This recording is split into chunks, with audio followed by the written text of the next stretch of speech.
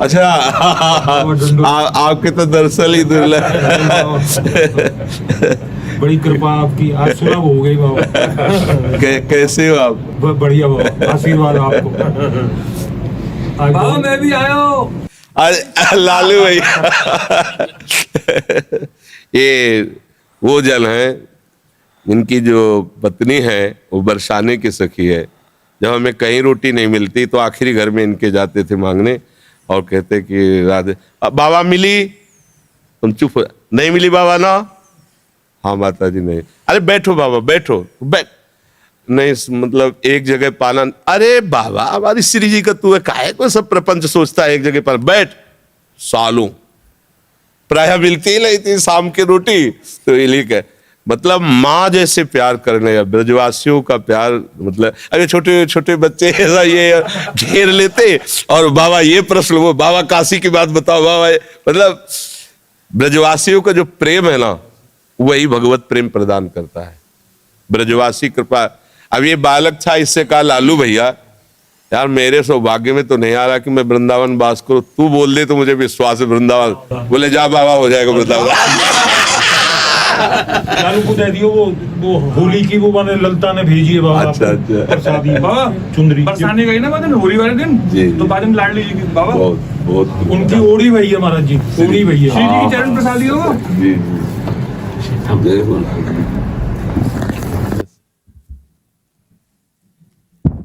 अब कौन प्रश्न कर रहा था? वो इनके दरअसल मिला तो एकदम पुरानी याद आ गई कि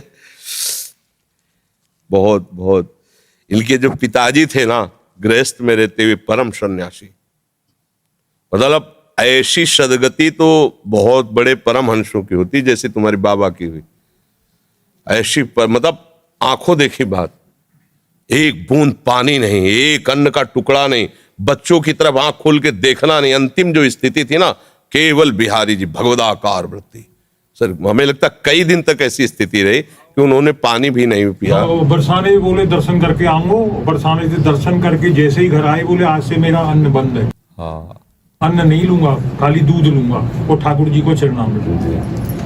फिर आखिरी दिनों में ऐसा सूख के शरीर, ऐसे जैसे योगियों का प्राण जाता है ना, ऐसे इनके बाबा बिल्कुल निरपेक्ष, ना बच्चा न बच्ची न बहू, किसी से कोई मतलब, गृहस्थ और जीवन भी सन्यासी जैसा। 4 बजे तड़के लंगोटी पहन करके यमुना किनारे भीषण सर्दी में जहां अच्छे अच्छे काप जाए इनके बाबा, ऐसे फिर चिड़ियों को लमकी चला सब। कोई संत अगर प्रणाम कर दे तो तुम्हें तुम्हारे गुरु और इष्ट की कसम है, अगर प्रणाम किया ऐसे कहा, बिल्कुल इस सख्त। ये गृहस्थ जन नहीं है, ये ब्रजवासी भगवत स्वरूप है। मन में भाषा में जी आती है उनकी बाबा, मैं अपने मनी मन में आपसे कभी कही नहीं, आज कह रहा हूँ बाबा चैन से रहो, चक्र भजन करो, तुम्हें ठाकुर जी मिल जाए, जी बात कहते हो। हमें पता है आप सबके आशीर्वाद से ही, नहीं तो कब, तो देखो इनकी रोटी पा करके हम जिए हैं।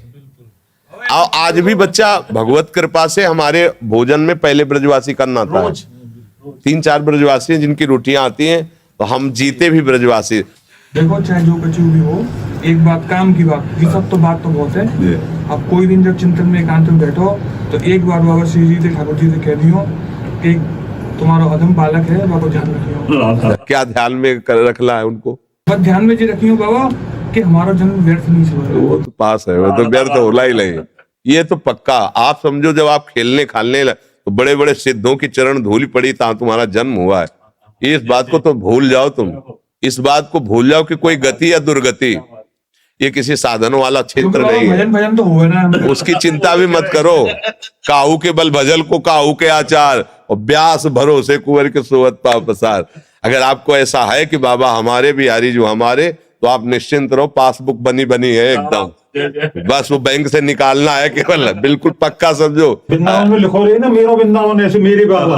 बाबा जो कहते ना ये इनके प्रकार चाहे कछु भी हो कैसे भी हो, कोई ना कोई संत भगवान स्वरूप में ऐसे ही 9 बजे तक दोनों लगे हमारे पिताजी कहते बाबा को बहुत दूर हाँ, सीढ़ी से उतरते चढ़ते 1 घंटा बाबा हिल के आते, चलो बच्चों चलो जाले दो बाबा को जाले दो, और ये दोनों लगे रहते खड़े। अब ये चुप होते तो बैल प्रश्न करते। राधे श्याम बाबा। चलो